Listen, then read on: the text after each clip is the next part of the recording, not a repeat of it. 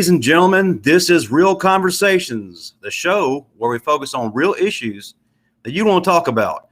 I'm your host, Justin Riley, and we are live, brought to you by the CTS Interview Room. Special shout out to the man in the back who makes it happen, our producer, Joey Lozada.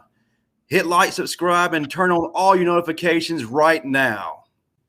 Tonight, we are talking about the NIL, social media, and athletes. Since you don't just want to hear my opinion, I have two special guests with credibility joining me. But before I introduce them, we're going to take a quick commercial break. What's up, Bama fans? Ali Sharif here, former defensive back for the University of Alabama and national champion.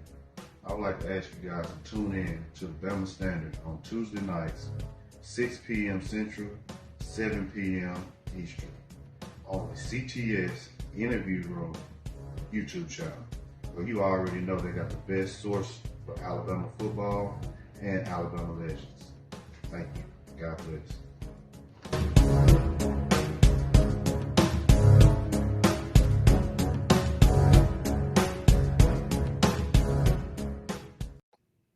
And we're back. With me tonight are two men that are considered the greatest fullbacks to ever play for the University of Alabama and have national championship rings to show for it. Ladies and gentlemen, Terrence Lynch and Jalston Fowler.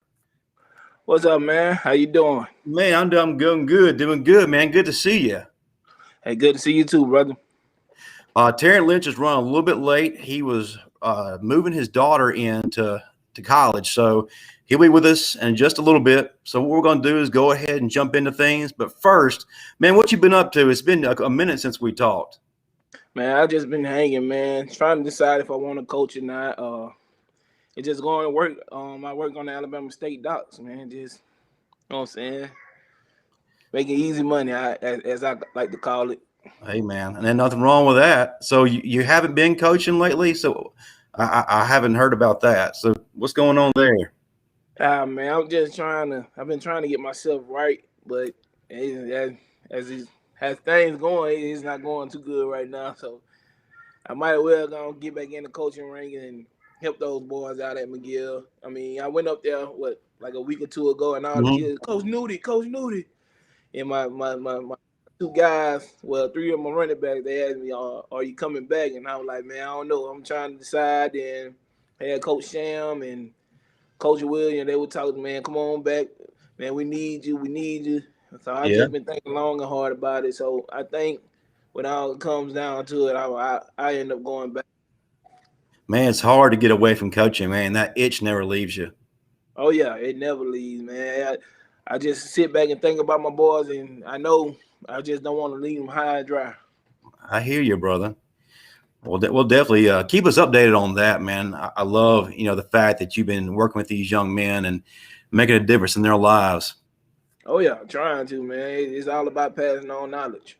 Absolutely. Well, let's go ahead and jump on into our conversation, man. I'm curious to hear your thoughts. Before the NIL was released, where did you stand in regards to athletes getting paid? I mean, athletes bring a lot to the table, so I feel like they should have been getting paid. But I also feel where the other side is coming from. Everybody won't get equal pay because a quarterback, a wide receiver, running back will get more money, way more money than a defensive lineman or offensive lineman will get. Yeah, without question. So now that it's in place, though, how do you feel about how it looks like? I mean, you got these kids signing these big deal, and what if they don't live up to the hype? I mean, what's gonna happen? I mean, do you take your deal away from them? Or Go ahead. You good? Yeah, I'm curious. Go ahead, man. You're breaking up. Sorry about that. No, you good. No, I was saying I'm curious to see what the contracts look like if we ever get a chance to even look at it. Is it like a full year contract where they get paid regardless, or is it determined on how well they perform? What's that going to look like? And I want to see what that looks like too, man, because you never know. Like I said, if it don't pan out, what do you do with that kid? So let me ask you this. I've asked other people this, and I've talked about it over and over again. Do you feel like the people who brought the NIL in place just rushed this out without really even having a plan in place or a sense of control? I feel like they kind of rushed it because it could have came up with some type of plan where everybody get kind of equal pay. Mm-hmm. But now you see kids signing $1 million deals and they haven't even left college yet. And I feel like a lot of people I talk to, they feel like it's gonna mess up the game because they feel like the kids not gonna love it as much. Oh, without question. And I think it's going to maybe introduce a sense of complacency because, once they get the contract, it's going to be like, in the NFL, you've seen it with former teammates, once they get that big contract, they kind of slack off a little bit. Not saying it's going to be true of everybody, but to you, is complacency a concern now? Some people not gonna be as hungry as they were, but you got some people who gonna brush the money aside and play football. I mean, but it's gonna be hard to, what I'm saying, decipher it. Absolutely. Now I got to ask you this, and I've gotten different answers from several people. Do you feel like there should be some type of cap in place? Because like you said, man, you got 18-year-olds, 19-year-olds getting millions of dollars. That's a lot of money to be throwing to kids, man. And that's what they are at this point, are kids. I mean, it's hard, man. I mean, you can't tell a person what to do with their money once they get it. Mm-hmm. And as far as putting a cap on it, I mean, you got salary caps in the NFL, so why not put a salary cap on the college kid? Right. Well, what do you feel like, without a cap, what kind of problems does that maybe present, with all this money being thrown at these guys? I feel like it'll be too much money. And like I say, sometimes kids, guys in the NFL, even in the NFL, tend to lose love for. Yeah, no doubt. We see it all the time. So, Steve Brown, when I was on the Bama Standard, suggested maybe some kind of like stipend or some kind of way maybe to, control the flow of the money out. Yeah. Do you think that's a good idea or no? I think that's a great idea. I mean, I think you should give them a responsibility how to manage money every month or every few months. Like give them a certain amount and tell them to live off of it. And I think that'll be the best decision that you can make doing that.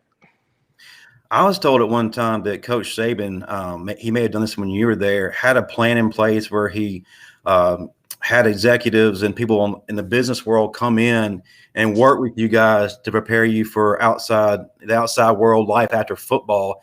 Is that something that he had in place, or is that just something that, people just talked about? Yeah, he had it in place. He always brought financial people in to try to help us, like, get a grip on like handling money and life after football. And I think still to this day, he probably still does it.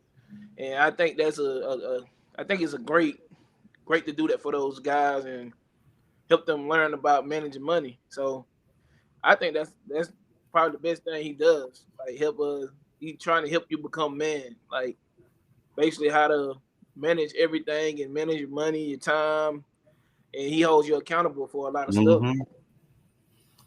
So let's go to the locker room of your day, man. What would this look like if it was available to you guys at that time? How would they react?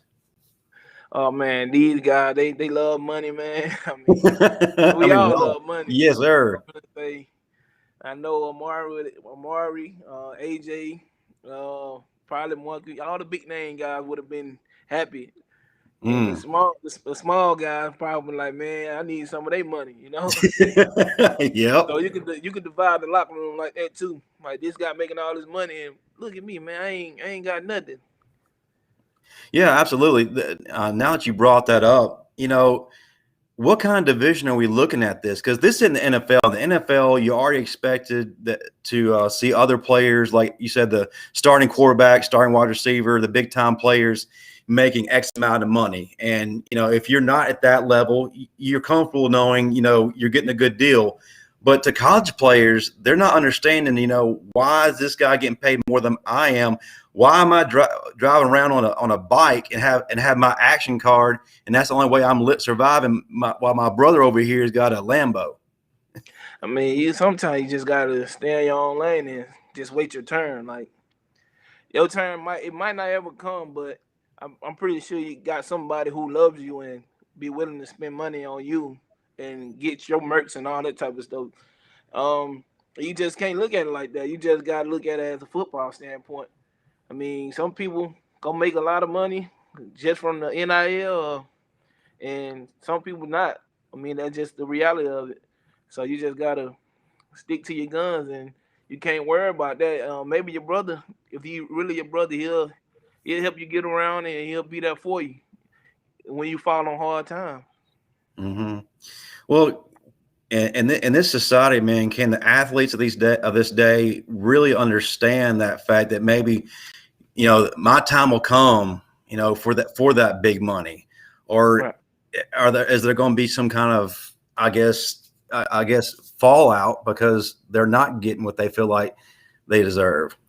Nah, at the end of the day, you gotta think about it's all about football and trying to make your team better. That's what it's about. You can't worry about what the next guy has going on. You can't worry about the next man pocket. Yeah, I agree with that. Of course, when you were there, you had the not so mellow version of Saban. A lot of people saying he's kind of mellowed out, but Saban was pretty hard on you at that time. Oh yeah. If this was in place, does he have a hard time keeping your team focused? Now I don't think he never would have a hard time keeping any team focused. It's his show. Everybody knows it's his show, and he gonna run it how he wants to run it. I don't think money could have even ever stopped that. If you want to get down do the right things, hey, he quick to boot you off the team.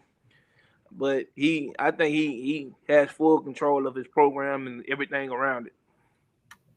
All right, we got a question from the audience. Let's see. From Nick Saban Jr. Do you think it will push the players that are under the radar to work harder to get some of that NIL money? Oh yeah, most of them gonna try to work hard and try to get that PT. Just so they can be seen and people can buy their merch and like try to make that money. So, and he asked another question: if the NIL was in place last season, do we see Dylan Moses come back for this year? Uh, Maybe. Because Dylan, I think he didn't have his best year. Then he felt like he probably would have felt like if he would have came back, could have made some of that money off the NIL because people love Dylan and they love to see him play. So his jersey would have been high demand and everything else would have been high demand because it's football and people love like the stars. Right, and plus, considering what he endured last year, several injury concerns, a lot of injuries that he didn't talk about until around the draft time. So things started coming out. He could have used that extra year of eligibility and made that NIL money and start getting his bank account looking right, but also have this extra year to heal up and show those scouts that hey, I'm still Dylan. I still can do what I do. Right, yeah, he could have made, like I said, he could have made a whole bunch of money if it was in place last season because like he can ball. I mean, I don't think he Mm-hmm. was 100%, and if he would have just came back this year and got right and did everything he needed to do in the weight room, I think he would have made a whole heck of a lot of money. So Mm-hmm. I mean, it's like I say, it's a good and bad thing if you look at it both ways. There is one good side of it. I don't know if you heard about this recently. A couple of days ago, several walk-on football players for BYU were awarded NIL deals by a booster, gave them all full rides. Oh, that's cool. That's cool, man. That's big. I mean, they don't have to worry about paying for school anymore, and hey, that's more of a burden off their families back because it's hard to pay for school, man.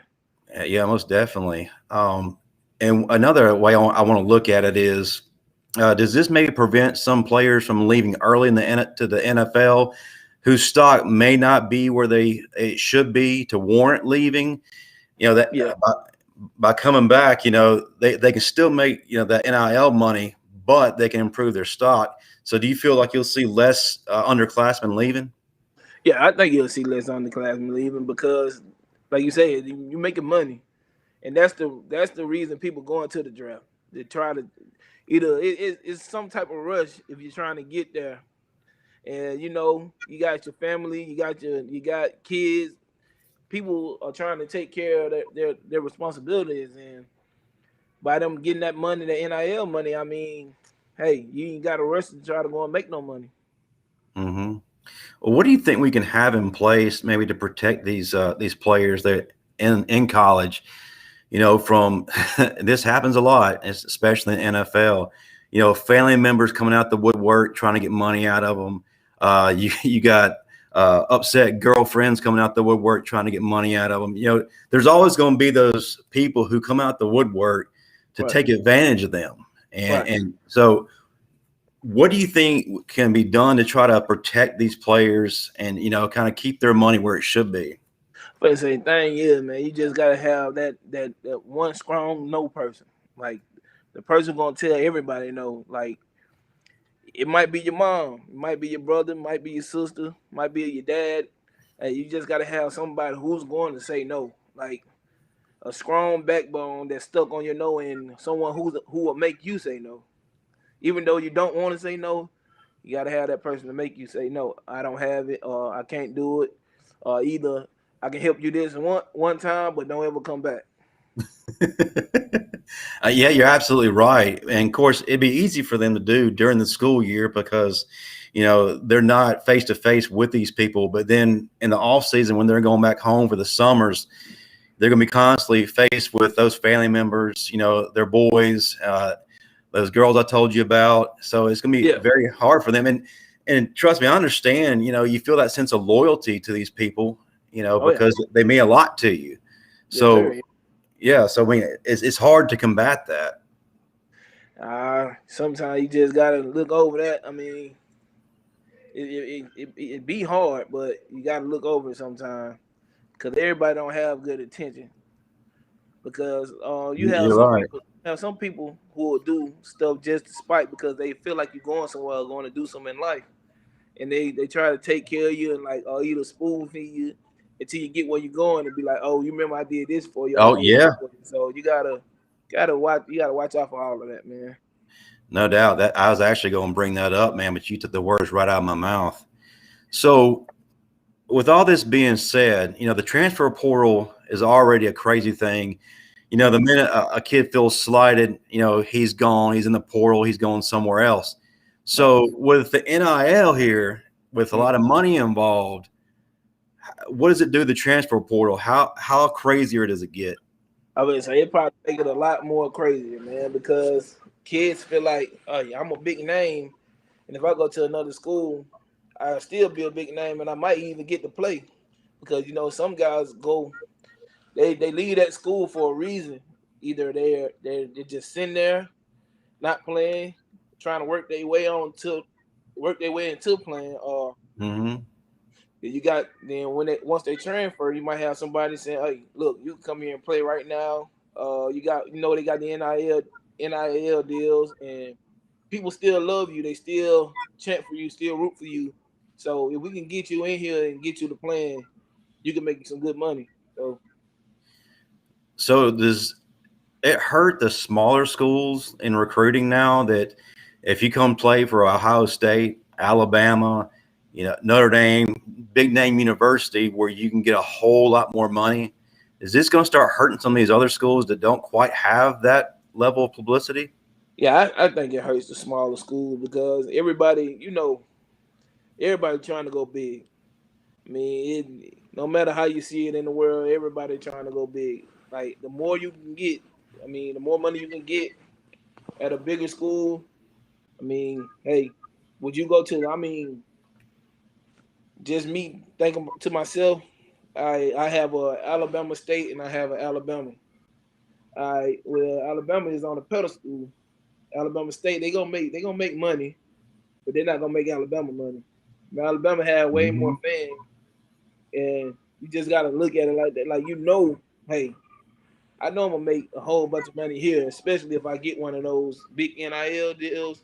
So that it hurts the smaller schools big time. Yeah, you're absolutely right. So let me ask you this, man. Looking at the players on your team, what kind of deals? You mentioned Amari, you mentioned AJ, yourself. What kind of deals do you think that your teammates are getting back in that day? Because a lot of people have said that AJ probably would have made more than, say, a Tua or a Mac Jones. I don't know, man. AJ had that model wife, so they probably Yeah, that's true. they probably wanted to start a TV show or something, follow him around with cameras and stuff. So he probably could have made buku money.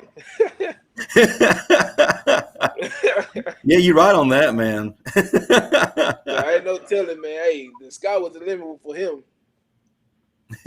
We got a question from the audience. Do you think you would have made good money from the NIL? My opinion, you should have. You should have. Because you're a big. I mean, this face facts, man. You're a big fan favorite the entire time, dude. You were that guy. Man, I didn't think I made that much money, but apparently a lot of people think I would have. I don't think I would have. I mean, people love me, and you know what I'm saying, I just didn't think I was that type of fan favorite. I would just play my role and did me, but I don't know. I don't think I would have made. I probably would have made something, but I wouldn't have made nothing significant. No, hold on, man. You telling me that if you printed out a bunch of nudie shirts, that those things wouldn't have brought you bank? Man, I don't know, man. I'm just being for real. Probably in Mobile. Yeah, probably in Mobile. Probably you had fans in Tuscaloosa, but I don't know, man. I don't know. Man, you had them all over, dude. I'm telling you, you would have killed it if you would have had like a shirt line or something like that with nudie on it. Oh yeah, probably would have. Now I don't know though. Now I got to ask a serious question because I've gotten several answers on this. Some of these guys now are going to be making more than their coaches, and they may be. You probably know where I'm going with this. They may have the attitude now. You can't tell me nothing. So as a coach, how do you combat that? I don't think you get that from like guys like that in school, because you there to listen to somebody, and like that's what you came to college for. I mean, you young, you trying to learn how to manage money, make it to the NFL. So why would you overlook your coach who has all your potential, like has everything in his hands? So if he give you one bad review, bam, your NFL money could be gone. Yeah. Your endorsement could be gone. Like, people like that play a major role, so you might don't want to, you know what I'm saying, belittle those coaches or think you making more than him when, hey, you making money now, but your NFL, you in the NFL, you could be making a lot more money, but you belittle your coach and talk down on him, talk bad, I make more money than you, and now he gave you a bad name. Now you ain't going nowhere. Yeah, Instead you're of right. going, either you can be going first or second round, fall to the fifth or sixth. Yeah, I mean, I've seen plenty of guys that the coaches talk to GMs about and said, "Hey, this guy's got a bad attitude. He don't want to work. He gives me hell." And they had first round, second round talent, but because of that, they missed out on a ton of money. Right, and that's what I'm saying. So I don't recommend those guys start looking down at the coaches, because hey, the coaches hold the key to your future. I agree with that, but money can do some crazy things to people. But so, do you think that the players be more grounded, even though they have all this wealth being given to them? I don't know, man.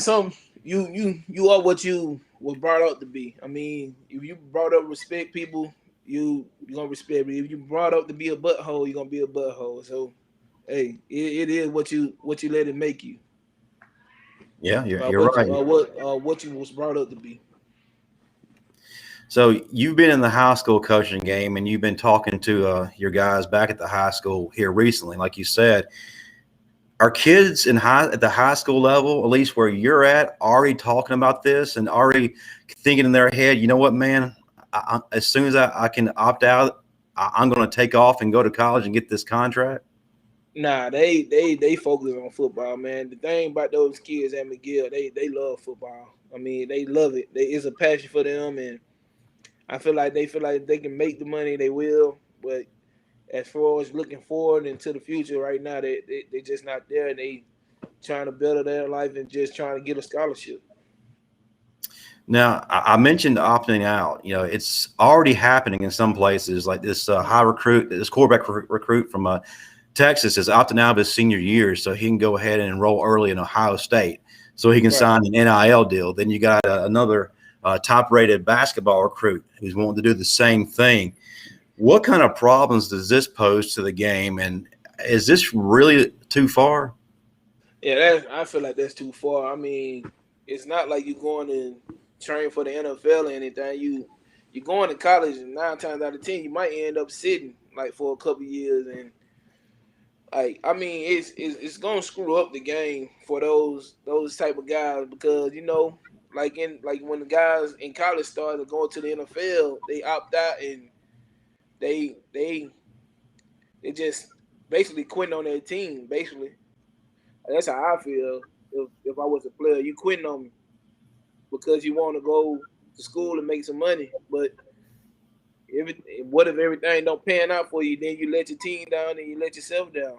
So Absolutely, and you can't turn back. And you mentioned a very key point. You're letting your team down.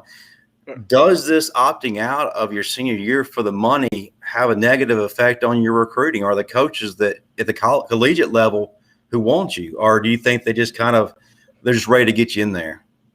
I don't know. Some coaches might have seen what they already wanted to see, and for the most part, I would still want to see how you play that year because your senior year is big, man. It could determine a lot of things.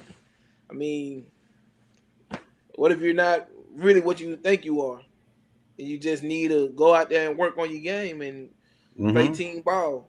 Then some guys gonna get gonna get complacent. Don't want to work out. Just want to sit at home and just be like a couch potato. Then you got some guys who gonna actually go out and work hard. But hey, you never know. But hey, I don't like it. I want to opt out because I feel like I'll be letting the people who I grew up with, the people I've been playing for 3-4 years with, let them down. And some things are definitely bigger than money. So I'm with you on that. It's crazy now because true football is fading away. It's turning into it's basically it's a business. It's all it is now. It's sports entertainment. I mean, if you look across the board, kids are already being treated like professionals as early as middle school. Oh yeah, I mean they recruit early. They see a big beautiful kid about 6. You feel like he's 6'2", 6'3". You feel like he can come up and be something great. Schools are offering, and that's crazy. Like you don't know what the potential that this kid holds yet. He might be a bust. Like, you got to think about things like that. Yeah, you're absolutely right. But the thing I really don't understand, these kids are at that age are already getting press conferences. They're already being treated like pros. They're playing on national television, for high school games. Oh yeah, and that's just the way of the world now, man. Yeah, you're right on that. So I remember when you played, you really weren't big on the whole social media part. At least maybe I didn't see it. So why was that, man? Why weren't you like a lot of these guys now who are very vocal on their social media? I used to like just hanging out, man, and being with my friends, like just kicking it. I mean, I really didn't care about social media as much as I do. Like now, people be on social media all the time. I didn't really care for it.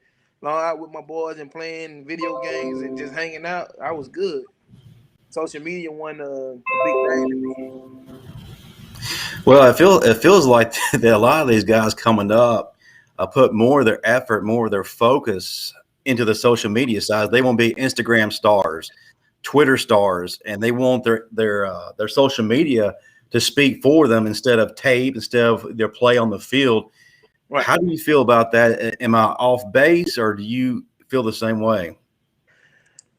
Go hand in hand. I mean, everybody want to be what TikTok famous, Instagram famous, Yep. Snapchat famous.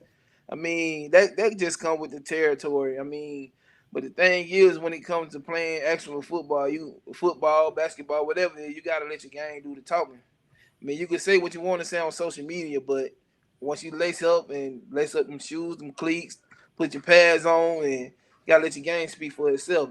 You can't talk on the computer and play the game, playing a football game. So all that what you said on social media is gonna bring you down, or you're gonna be talked about in a good way or bad way. Hopefully it's a good way, because you done said so much on social media. Oh, I can do this, I can do that. Oh yeah. So you guys trying to put up a shut up now. Yeah, you're absolutely right. And I can log on at any time on Twitter or Instagram or even TikTok now, and kids are given a countdown to when they're going to announce uh, who they're signing with. And, they're going to hold a press conference with it.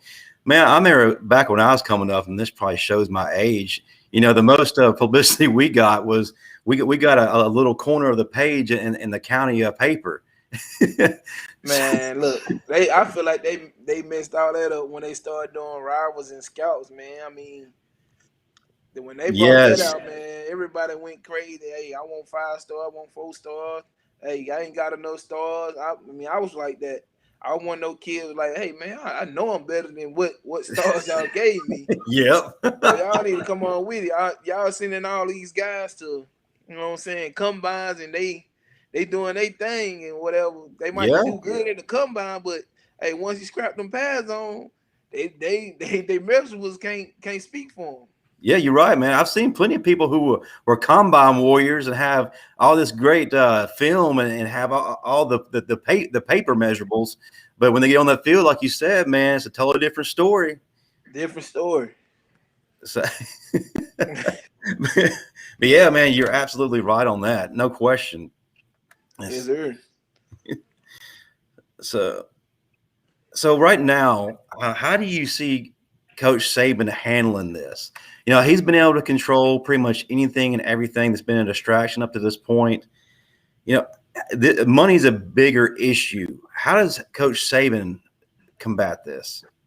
Listen, I feel like he gonna handle it like he always have, and that's take complete control of it. I mean, like he holds the key to your future, man. I mean, there's a lot of stuff that can go wrong. You probably gonna make a little money while you're in college, but it might not compare to the money that you can almost make in the NFL if you're a first or second round pick. All those coaches there, they hold the key to your future. I mean, and I wouldn't want to, you know what I'm saying, get on the bad side of the end of the coaches, especially Coach Saban, because his word goes a long way in the NFL, uh, Hmm. just throughout life. Yeah, you're absolutely right, man.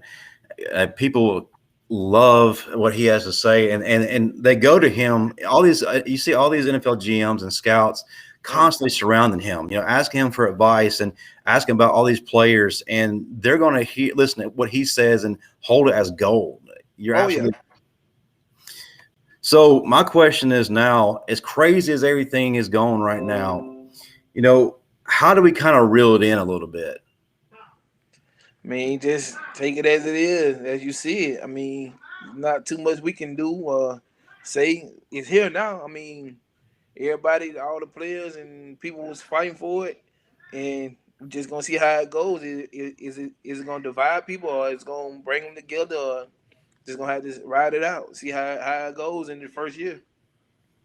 I was talking to Marvin about this, and he thinks that we kind of passed the point to where you really could, I guess, cause it to come down a little bit. Are we past that point? Because a lot of people are saying Pandora's box is open, and there's really no way now to do anything about it.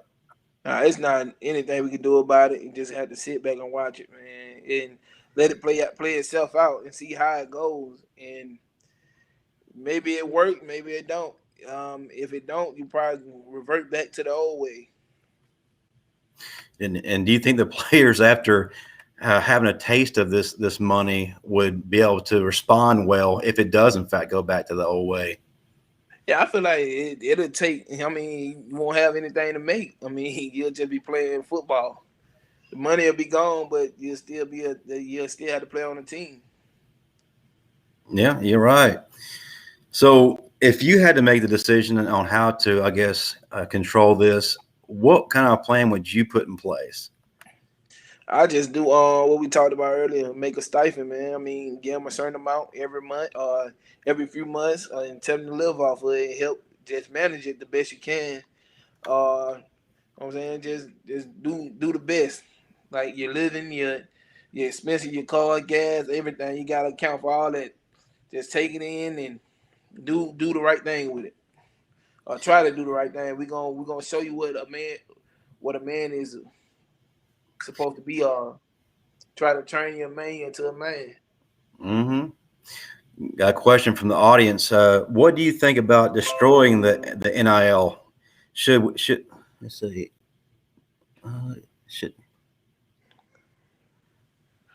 Do you think he should receive anything because he left his scholarship to go to YouTube? Who that? Nick Saban Jr. Who is it? Who did that?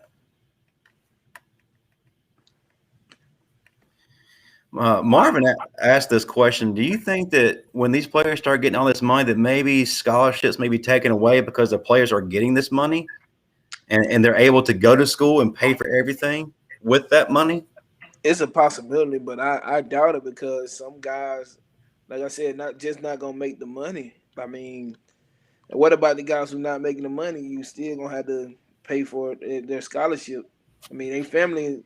Most of the guys who are in college, most of their parents can't pay for that. I mean, yeah, you're right. So you can't really take the scholarships away. But for the guys who, you know what I'm saying, who make the money, there's a possibility they can end up paying something towards their scholarship because they're making so much money, and so I don't know.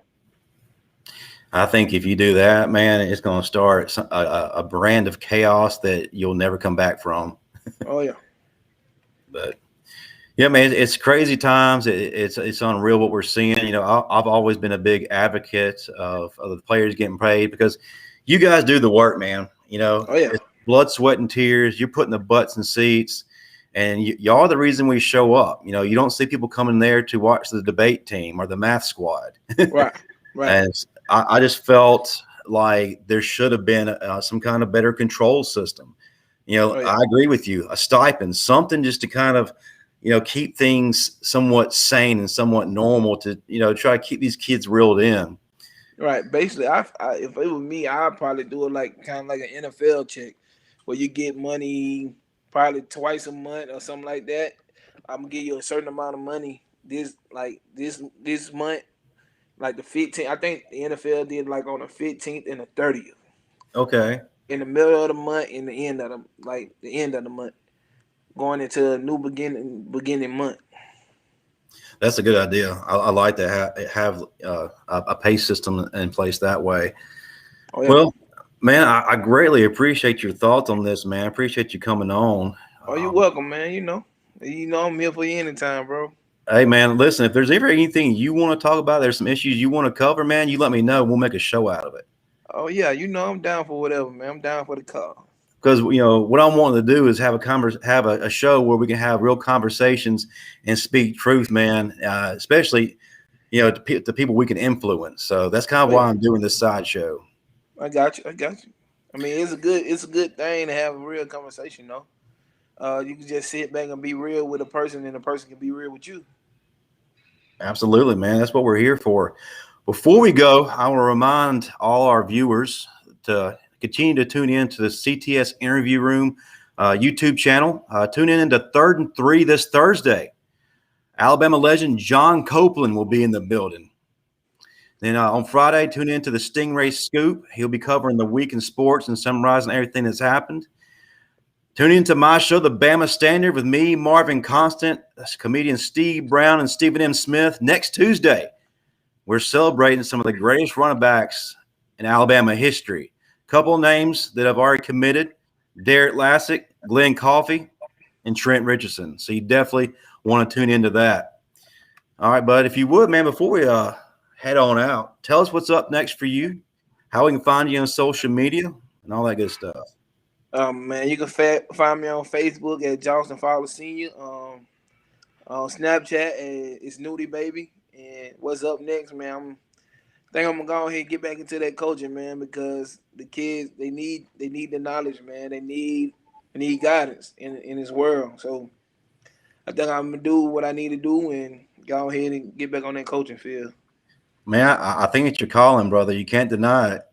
Oh no, I can't do that. I mean, but yeah, man, keep us updated. I want to hear updates on how that's going, and then some players that how they're developing, and love to hear about scholarship opportunities that these young men get that you work with. Gotcha. I got you. I keep you up to date. Cool.